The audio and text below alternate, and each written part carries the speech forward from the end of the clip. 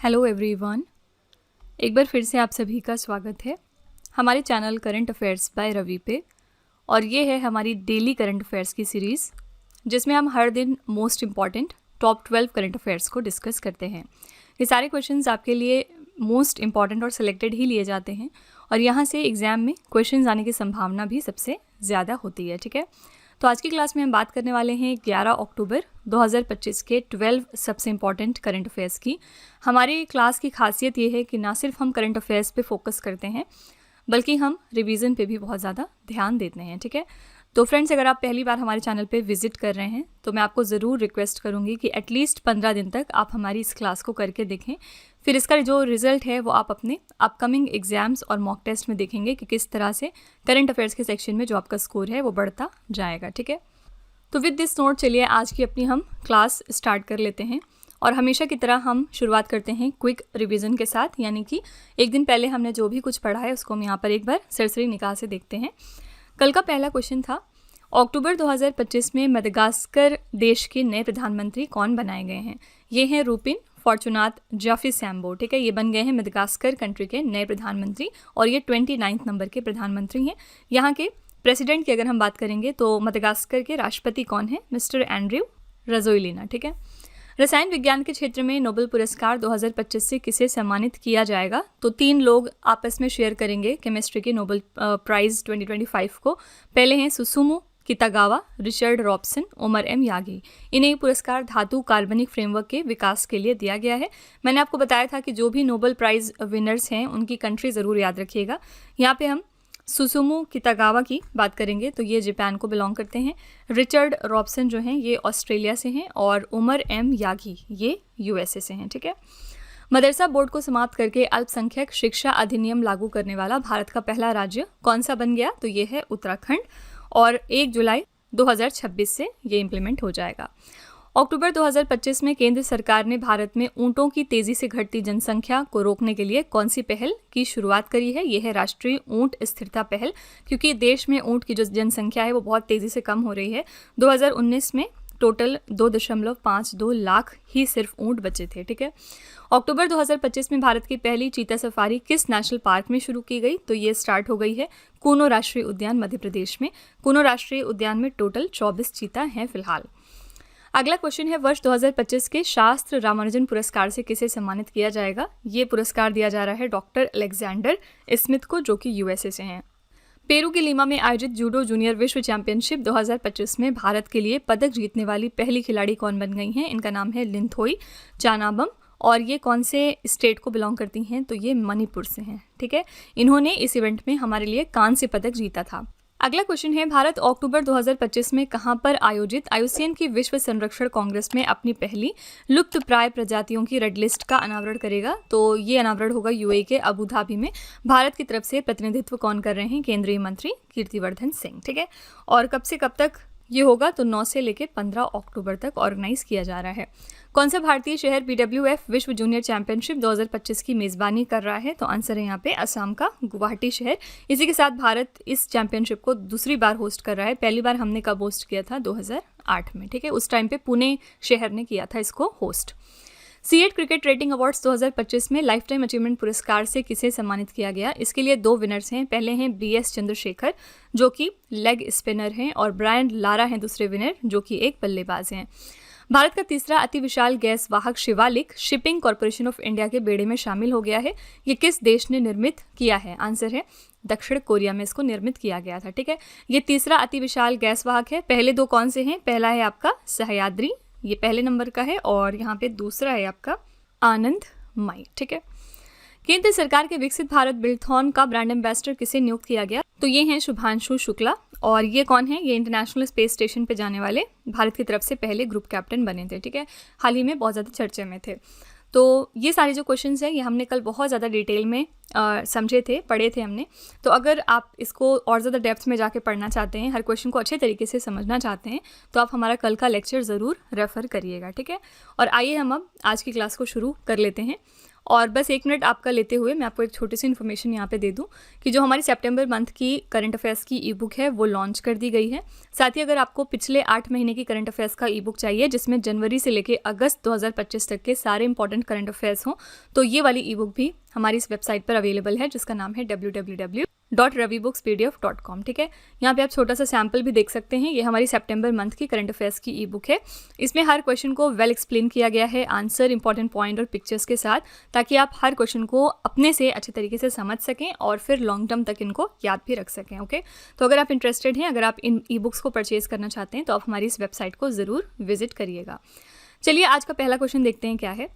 पहला क्वेश्चन है, साहित्य लिटरेचर के क्षेत्र में नोबेल पुरस्कार 2025 से किसे सम्मानित किया जाएगा। Very very very important question. ये जो लिटरेचर की फील्ड में नोबेल प्राइज़ है, दूसरा पीस प्राइज़ है, नोबेल पीस प्राइज़। ये दोनों एग्जाम में बहुत ज़्यादा पूछा जाता है क्योंकि यूजुअली इसमें सिर्फ एक ही विनर होते हैं। ठीक है, तो इस साल का जो नोबेल लिटरेचर प्राइज़ है 2025 का, ये दिया गया है लाज़लो कार्ज़नाहोरकाई को। ठीक है, डी ऑप्शन यहाँ पे सही है। इनका पिक्चर आप यहाँ से देख सकते हैं।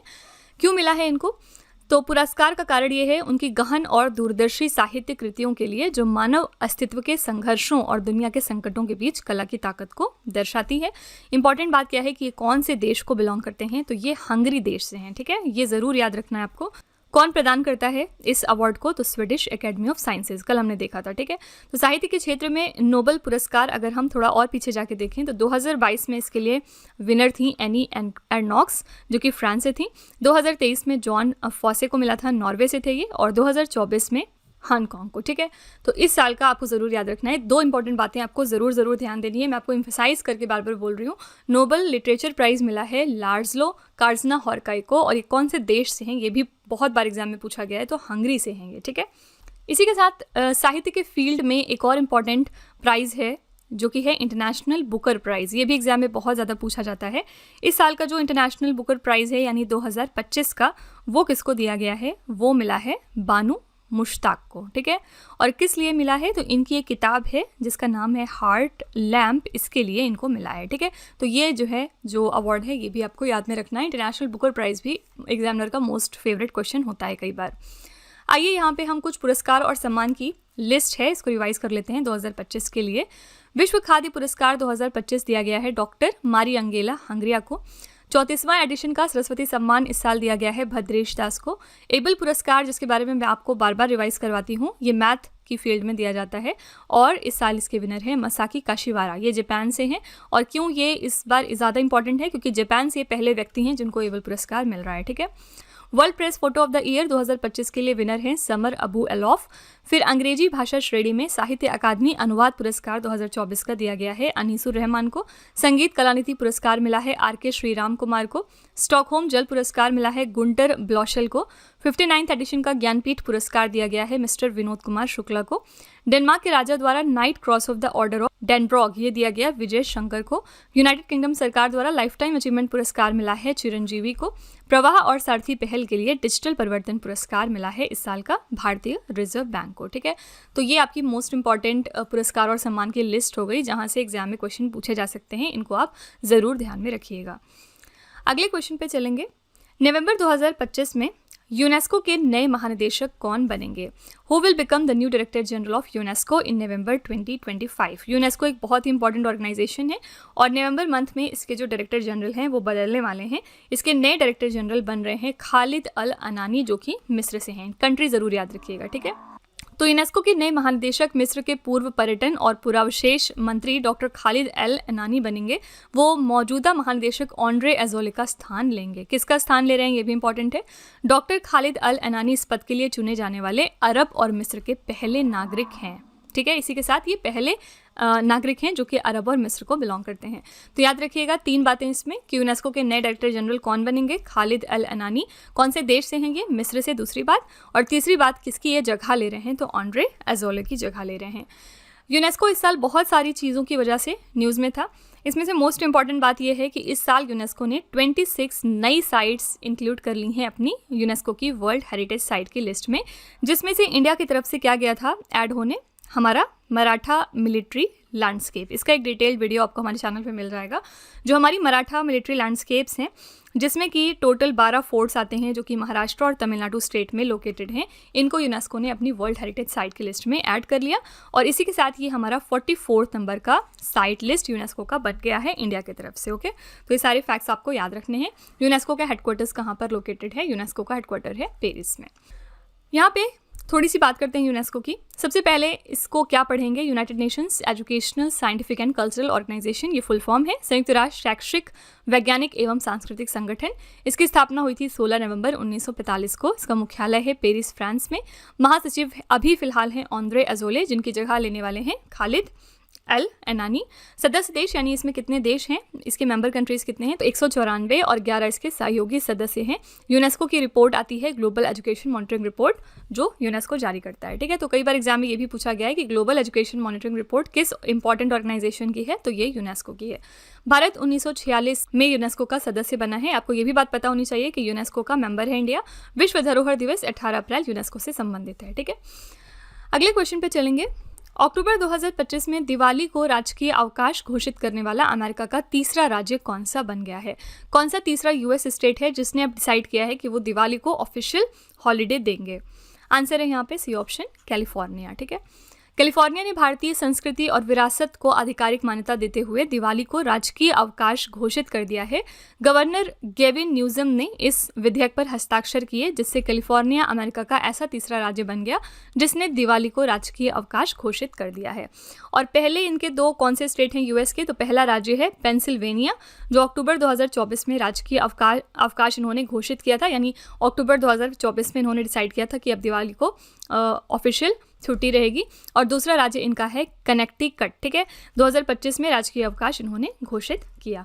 तो पहले दो स्टेट ये हैं यूएस के, और तीसरा स्टेट अब बन गया है कैलिफोर्निया, जो कि दिवाली को ऑफिशियली छुट्टी देने वाला है। ठीक है, यहाँ पे ऑप्शंस में न्यूयॉर्क भी है। न्यूयॉर्क में कौन से एक इंपॉर्टेंट बॉडी की हेडक्वार्टर लोकेटेड है? यूनाइटेड नेशंस की। ठीक है, और आपको मैंने ये भी बताया था कि यूनाइटेड नेशंस की एक बॉडी है फूड एंड एग्रीकल्चर ऑर्गेनाइजेशन, जो इसके अंतर्गत काम करती है। लेकिन इसका जो हेडक्वार्टर है वो न्यूयॉर्क में नहीं है, बल्कि इसका हेडक्वार्टर है रोम शहर में, जो कि इटली में लोकेटेड है। ठीक है, अगला क्वेश्चन है विश्व डाक दिवस 2025 कब मनाया गया? वर्ल्ड पोस्ट डे हमने कब सेलिब्रेट किया है?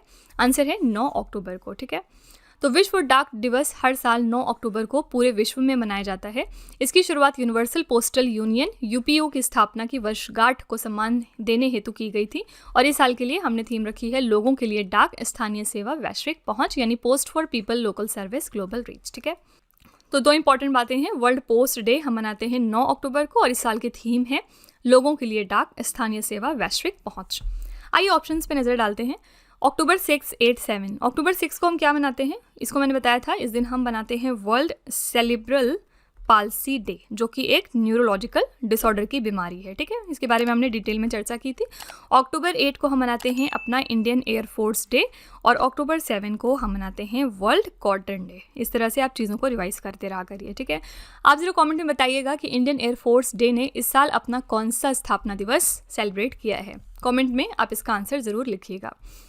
अगला क्वेश्चन है अक्टूबर 2025 में भारत का पहला एकीकृत common mobility app Mumbai one किसने लॉन्च किया है? ये इंडिया का पहला इंटीग्रेटेड कॉमन मोबिलिटी एप्लीकेशन है, जिसका नाम है मुंबई वन। इसको लॉन्च कर दिया है हमारे प्रधानमंत्री नरेंद्र मोदी जी ने। तो भारत का पहला एकीकृत कॉमन मोबिलिटी ऐप है मुंबई वन। इसका उद्घाटन खुद प्रधानमंत्री मोदी जी ने किया है। उद्देश्य क्या है? मुंबई महानगर क्षेत्र में विभिन्न सार्वजनिक परिवहन माध्यमों के लिए एक ही प्लेटफॉर्म पर टिकट बुकिंग और यात्रा की सुविधा प्रदान करना। यह ऐप मुंबई की 11 प्रमुख सार्वजनिक परिवहन सेवाओं, जिनमें मेट्रो, मोनोरेल, बसें और उपनगरीय लोकल ट्रेनें के लिए काम करेगा। ठीक है, तो बेसिकली इसका टारगेट क्या है? जो भी डिफरेंट सार्वजनिक परिवहन माध्यम हैं, उनको एक ही प्लेटफॉर्म पर उनके लिए टिकट बुक्स करना, ताकि जो हमारे यात्री हैं उनको सुविधा हो सके। ओके, तो याद रखिएगा ये एप्लीकेशन है मुंबई वन। इसको लॉन्च किया है खुद प्राइम मिनिस्टर मोदी जी ने। ऑप्शंस में है एकनाथ शिंदे, अश्विनी वैष्णव और मिनिस्टर अमित शाह। मिनिस्टर अमित शाह किस चीज़ के मिनिस्टर हैं? ये हमारे होम मिनिस्टर हैं। अश्विनी वैष्णव किस चीज़ के मिनिस्टर हैं? ये हैं हमारे minister of electronics and IT। फिर एकनाथ शिंदे हैं, जो कि फिलहाल डेप्यूटी चीफ मिनिस्टर हैं। कहाँ पे? महाराष्ट्र स्टेट के। ठीक है, अगला क्वेश्चन है अक्टूबर 2025 में 12,000 वर्ष पुराना मानव चेहरे वाला T आकार का स्तंभ कहाँ पर खोजा गया है। ये जो टी शेप्ड पिलर आपको दिखाई दे रहा है फोटो में विद अ ह्यूमन फेस, यहाँ पर एक मानव की छवि आपको दिखाई देगी, ये हमने डिस्कवर किया है टर्की के कराहन तेपे से, ठीक है। तो ए ऑप्शन यहाँ पे सही है। एक ऐतिहासिक पुरातात्विक खोज में दक्षिण पूर्वी तुर्की के कराहन तेपे पुरास्थल पर 12,000 वर्ष पुराना एक टी आकार का स्तंभ मिला है जिस पर मानव चेहरे की आकृति उकेरी गई है। यह स्तंभ कराहन तेपे नामक नवपाषाण कालीन यानी नियोलिथिक पुरातत्व स्थल की खुदाई में खोजा गया, ठीक है। आपको पता होगा कि 3 तरह के एराज होते हैं एंशिएंट हिस्ट्री में। पहला है पेलियोलिथिक, दूसरा है मेसोलिथिक और तीसरा है नियोलिथिक। सबसे नया नियोलिथिक को माना जाता है। टी आकार के इस पत्थर पर मानव चेहरे की नक्काशी की गई है जिसमें गहरे बैठी हुई आंखें और चौड़ी नाक स्पष्ट है, ठीक है। तो ये हमें डिस्कवर हुआ है टर्की से। टर्की की बात करेंगे तो ये एक मिडल ईस्ट कंट्री है और इसकी कैपिटल क्या है? इसकी कैपिटल है अंकारा। करेंसी कौन सी चलती है यहाँ पे? करेंसी चलती है लीरा, ठीक है। अगला क्वेश्चन है, इंग्लिश प्रीमियर लीग का भारत में आधिकारिक एम्बेसडर किसे नियुक्त किया गया है? इंग्लिश प्रीमियर लीग के लिए ऑफिशियल एम्बेसडर कौन बन गए हैं? आंसर है संजू सैमसन। तो इंग्लिश प्रीमियर लीग का भारत में आधिकारिक एम्बेसडर संजू सैमसन को नियुक्त किया गया है। संजू सैमसन भारतीय क्रिकेटर हैं जिन्हें पहली बार ईपीएल के लिए भारत का आधिकारिक एम्बेसडर बनाया गया, ठीक है। इंग्लिश प्रीमियर लीग इंग्लैंड की शीर्ष फुटबॉल लीग है, याद रखिएगा। कौन से देश की है? तो इंग्लैंड।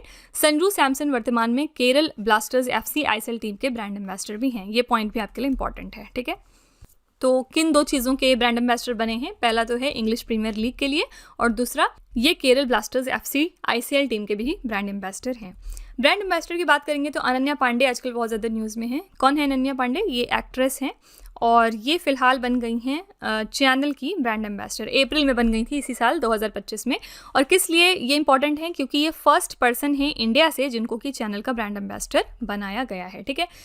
इसके अलावा एक शूटर हैं मनु भाकर जो बहुत ज़्यादा न्यूज़ में थी। ये शूटर हैं, शूटिंग स्पोर्ट्स से रिलेटेड हैं और मनु भाकर हमारी ministry of ports, shipping and waterways के लिए ब्रांड एम्बेसडर बनी हैं इसी साल, ओके। अगला क्वेश्चन है, केंद्रीय मंत्री नितिन गडकरी ने भारत के पहले वाणिज्यिक इलेक्ट्रिक ट्रक बैटरी स्वैपिंग और चार्जिंग स्टेशन का उद्घाटन कहाँ पर किया है? तो हमारे मिनिस्टर नितिन गडकरी ने इनॉग्रेट कर दिया है इंडिया का पहला commercial electric truck battery swapping and charging station. कहाँ पर? हरियाणा के सोनीपत में, ठीक है। सी ऑप्शन करेक्ट है। तो भारत का पहला ये वाणिज्यिक इलेक्ट्रिक ट्रक बैटरी स्वैपिंग और चार्जिंग स्टेशन है जिसका उद्घाटन किया है केंद्रीय मंत्री नितिन गडकरी ने। मंत्रालय है इसका सड़क परिवहन और राजमार्ग मंत्रालय। कहाँ पर हुआ है? हरियाणा के सोनीपत में। सुविधा का प्रकार यानी वाणिज्यिक इलेक्ट्रिक ट्रक बैटरी स्वैपिंग और चार्जिंग स्टेशन। टाइप है इसका। उद्देश्य क्या है? इलेक्ट्रिक मोबिलिटी को बढ़ावा देना और लॉजिस्टिक में डीजल पर जो हमारी निर्भरता है उसको कम करना, ठीक है। तो इंडिया का ये पहला commercial electric truck battery swapping और चार्जिंग स्टेशन है जिसका इनॉग्रेशन हुआ है हरियाणा के सोनीपत में। कोई भी चीज़ इंडिया में अगर पहली बार होगी तो आपके लिए डबल इंपॉर्टेंट है। हरियाणा के बारे में एक इंपॉर्टेंट करंट अफेयर्स इस साल का क्या है? यहाँ पे नए गवर्नर बने हैं इस साल, प्रोफेसर असीम कुमार घोष, ठीक है। तो ये आपका रिसेंट अपॉइंटमेंट में पूछा जा सकता है क्वेश्चन कि हरियाणा स्टेट के नए गवर्नर कौन है? ये हैं असीम कुमार घोष। हरियाणा की कैपिटल क्या है? चंडीगढ़। चंडीगढ़ और किस स्टेट की कैपिटल है? तो पंजाब के लिए ये भी कैपिटल है, ओके। अगला प्रश्न है, अक्टूबर 2025 में केंद्रीय जांच ब्यूरो यानी सेंट्रल ब्यूरो ऑफ इन्वेस्टिगेशन और इंटरपोल ने अंतर्राष्ट्रीय साइबर अपराधियों के विरुद्ध कौन सा ऑपरेशन चलाया है?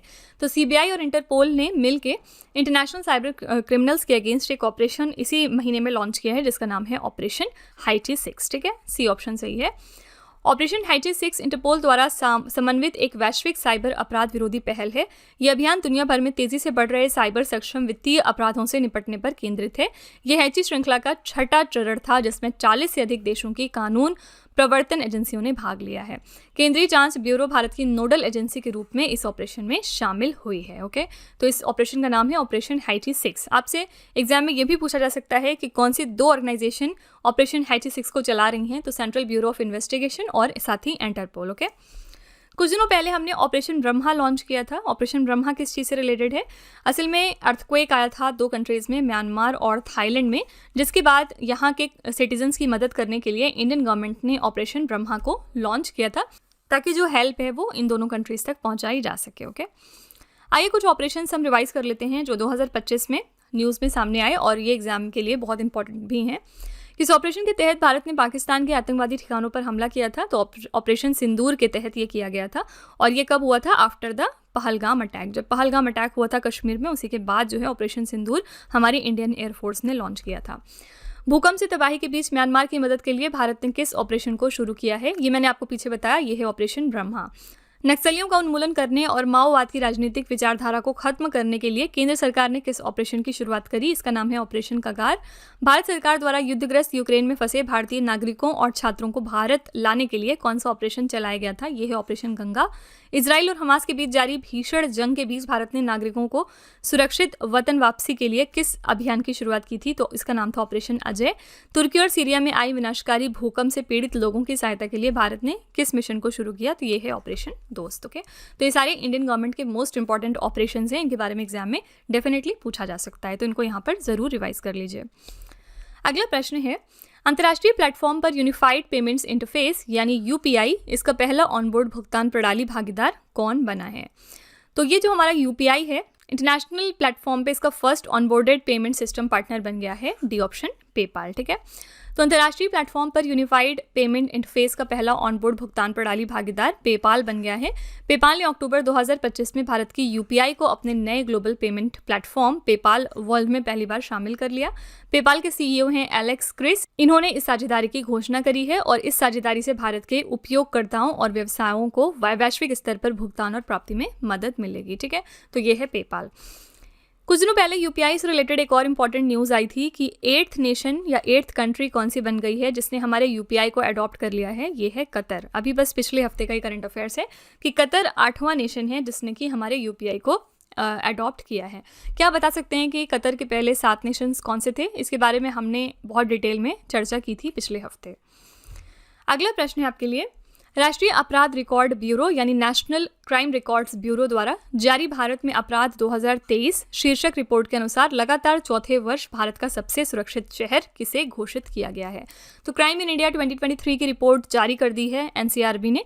इसके मुताबिक आपको बताना है कि चौथी बार लगातार इंडिया की सबसे सेफेस्ट सिटी कौन सी साबित हुई है? तो ये है डी ऑप्शन कोलकाता। ठीक है, तो वर्ष 2023 में कोलकाता में प्रति 1 लाख की आबादी पर 83.9 संज्ञेय अपराध दर्ज हुए, जो 20 लाख से अधिक आबादी वाले 19 शहरों में सबसे कम है। ठीक है, भारत का सबसे असुरक्षित शहर साबित हुआ है कोची, जहां प्रति लाख की आबादी पर 3192.4 अपराध दर्ज हुए हैं।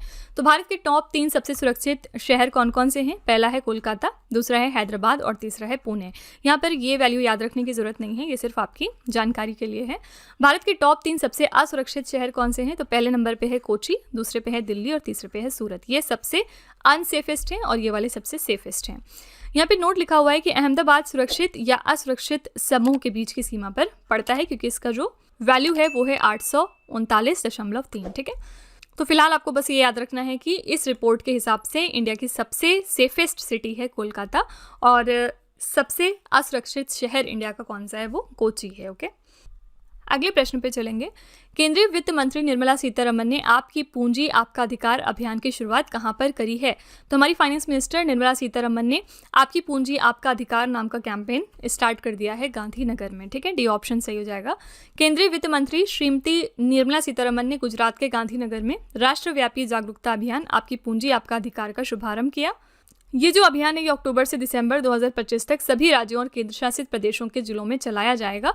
पर्पस क्या है? नागरिकों को उनकी अदावाकृत वित्तीय संपत्तियां जैसे जमा राशि, बीमा रकम, लाभांश, म्यूचुअल फंड शेष और पेंशन का पता लगाने और दावा करने में सहायता करना। तो ये जो कैंपेन है आपकी पूंजी आपका अधिकार कैंपेन, ये लॉन्च किया है फाइनेंस मिनिस्टर निर्मला सीतारमण ने। कहाँ से? गांधीनगर से। गांधीनगर कौन से स्टेट की कैपिटल है? गुजरात की कैपिटल है। गुजरात के प्रेजेंट में चीफ मिनिस्टर हैं भूपेंद्र पटेल और यहाँ पे गवर्नर हैं आचार्य देवव्रत। आचार्य देवव्रत के बारे में हम एक इंपॉर्टेंट करंट अफेयर्स क्या जानते हैं? आचार्य देवव्रत हाल ही में एक्टिंग गवर्नर बनाए गए हैं महाराष्ट्र स्टेट के लिए, क्योंकि महाराष्ट्र में गवर्नर कौन थे? सीपी राधाकृष्णन, जो हमारे 15th नंबर के वाइस प्रेसिडेंट बन गए, जिसके बाद इनकी जो गवर्नर की कुर्सी थी यानी जो गवर्नर का पद था महाराष्ट्र में वो खाली हो गया और इसलिए एक्टिंग प्रेसिडेंट बना दिए गए हैं आचार्य देवव्रत। और कब तक ये इस पोजीशन पे रहेंगे? जब तक कि अगले गवर्नर यहाँ पर अपॉइंट नहीं हो जाते हैं। ठीक है, तो फ्रेंड्स इसी के साथ हमारा ये जो सेशन है यहाँ पर कंप्लीट होता है। आई रियली होप कि आपको क्लास पसंद आई होगी और हमेशा की तरह लास्ट में आपके लिए हम एक छोटा सा टेस्ट रखते हैं ताकि आप खुद को एनालाइज कर सकें कि आपने कितना पढ़ा है, कितना समझा है। आज का पहला क्वेश्चन है आपके लिए, अक्टूबर 2025 में दिवाली को राजकीय अवकाश घोषित करने वाला अमेरिका का तीसरा राज्य कौन सा बना है? दूसरा क्वेश्चन है इंग्लिश प्रीमियर लीग का भारत में आधिकारिक एम्बेसडर किसे नियुक्त किया गया। और तीसरा प्रश्न है अंतर्राष्ट्रीय प्लेटफॉर्म पर यूपीआई का पहला ऑनबोर्ड भुगतान प्रणाली भागीदार कौन बना है। तो फ्रेंड्स ये 3 क्वेश्चन हैं आपके लिए एज अ होमवर्क। इसका जो जवाब है वो आपको कमेंट में जाके लिखना है। इसी के साथ फ्रेंड्स हमारी क्लास यहाँ पर एंड होती है। और आपको आज की क्लास कैसी लगी इसका फीडबैक आप ज़रूर दीजिएगा कमेंट सेक्शन में जाके। साथ ही अगर आपको लगता है कि इसमें किसी इंप्रूवमेंट की ज़रूरत है, कोई आपकी तरफ से सजेशन है, तो वो भी आप कमेंट में जाके लिख सकते हैं। हम डेफिनेटली कोशिश करेंगे उसको इम्प्लीमेंट करने की। ठीक है, तो इसी तरह से बेस्ट क्वालिटी कंटेंट और अच्छी प्रिपरेशन के लिए हमारे चैनल के साथ जुड़े रहिए। मिलते हैं अगले लेक्चर में एक और इम्पॉर्टेंट टॉपिक के साथ। Till then stay tuned. Thank you so much for watching. Also don't forget to like, share and subscribe our channel. Friends यहाँ पे वीडियो को एंड करने से पहले मैं आपको एक छोटी सी इन्फॉर्मेशन दे दूँ कि अगर आप इंग्लिश मीडियम में ज़्यादा कंफर्टेबल हैं, यानी कि अगर आप करंट अफेयर्स को और स्टैटिक जीके को इंग्लिश मीडियम में पढ़ना प्रेफर करते हैं, तो इसके लिए आप हमारे चैनल रवि अदिति क्लासेस को सब्सक्राइब कर सकते हैं। इसके अलावा अगर आपको बुक्स चाहिए प्रिंटेड फॉर्मेट में, तो ये आपको मिल जाएगी हमारी वेबसाइट www.raviaditipublication.com पर, और ये आपके घर तक भी डिलीवर की जाएंगी। तो फिलहाल आपके लिए हमने लॉन्च किया है जीएस का 1 लाइनर 25,000 प्लस एग्जाम फैक्ट का बुक, जहाँ पर सभी इंपॉर्टेंट क्वेश्चंस को हमने कवर किया है। साथ ही यहाँ पे आपको जनरल साइंस, जीके और एनसीईआरटी के नोट्स वगैरह भी मिल जाएंगे। इसके अलावा अगर आपको ई बुक्स चाहिए तो ये आपको ईमेल के थ्रू इंस्टेंटली डिलीवर की जाएगी, और ये मिलेगी आपको हमारी वेबसाइट www.ravibooks.pdf.com पर। तो यहाँ पर आप देख सकते हैं कि जनवरी से लेकर मई यानी कि लास्ट 5 मंथ का करंट अफेयर्स का ई बुक हमने लॉन्च किया है आपके लिए। इसके अलावा मंथली और ईयरली ई बुक्स भी मिल जाएंगी। साथ ही 11,000 प्लस जीके जीएस का बुक भी आपके लिए अवेलेबल किया गया है। ठीक है, तो अगर आपको इनमें से कोई भी ई बुक चाहिए तो इस वेबसाइट पर जाके आप इनको परचेज कर सकते हैं। साथ ही ये हमारा मोबाइल एप्लीकेशन है जिसका नाम है रवि स्टडी ऐप। अगर आपको इस वीडियो का फ्री पीडीएफ चाहिए तो आप यहाँ पर जाके इसको डाउनलोड कर सकते हैं। इस एप्लीकेशन में और भी चीज़ें हैं आपके लिए, जैसे कि जीएस की टेस्ट सीरीज, करंट अफेयर्स के नोट्स, यूट्यूब के वीडियो नोट्स, करंट अफेयर्स की ई बुक्स, जीके जीएस की ई बुक्स एटसेट्रा। ठीक है, तो आप इस एप्लीकेशन को डाउनलोड करके फर्दर एक्सप्लोर कर सकते हैं। और सभी वीडियोस और ई बुक से रिलेटेड जो अपडेट्स हैं वो आपको मिलेगी हमारे Telegram channel current affairs by Ravi पर। तो इसको भी आप ज़रूर ज्वाइन कर लीजिएगा, जिससे कि आप हमारे सारे न्यू लॉन्चेस से अपडेटेड रहें। ठीक है।